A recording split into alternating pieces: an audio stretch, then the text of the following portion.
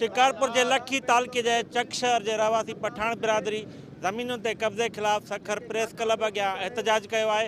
अचो त एहतजाज कंदड़नि सां ॻाल्हि ॿोल कयूं था त उन्हनि जो छा चवणु आहे। फैज़ मोहम्मद पठान असांजी ज़मीननि ते केतिरे टाइम खां कब्ज़ा कंदा रहे थो ऐं उन खां अलावा हाणे असांखे फैज़ मोहम्मद पठान धमकाए थो त बाबा हेॾे वञणु छॾे ॾियो, तव्हांखे मारे वेंदो रस्ते में। हिन वक़्तु बि हे कूड़ा जाली खाता फेराए थो जेके पुराणे दौर में वञी करे नए दौर में एंट्री थियनि थियूं।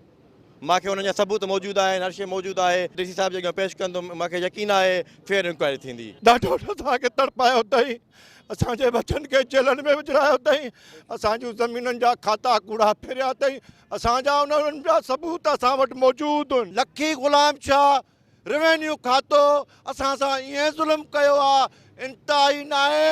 उनजो इंसाफ़ अलाह कंदो, सरकार कंदी। तव्हांजो जेको कुझु आहे त मां ॾियां, पर मुंहिंजे बचड़नि खे न मारायो, मुझे बचड़न सां जुल्म न कयो, मुझा बचड़ा जेलर में न विझरायो। कब्जा माफिया हैं जिनके ये नाम लिए जा रहे हैं, इंशाअल्लाह ताला जल्द से जल्द उसको कब्जे को खाली भी कराएंगे। एहतजाज कंदड़नि जो चवणु आहे त न सिर्फ़ु कब्ज़े खोरनि पर रेवेन्यू अमले बि उन्हनि जो साथ ॾेई साण नाइंसाफ़ी कई आहे।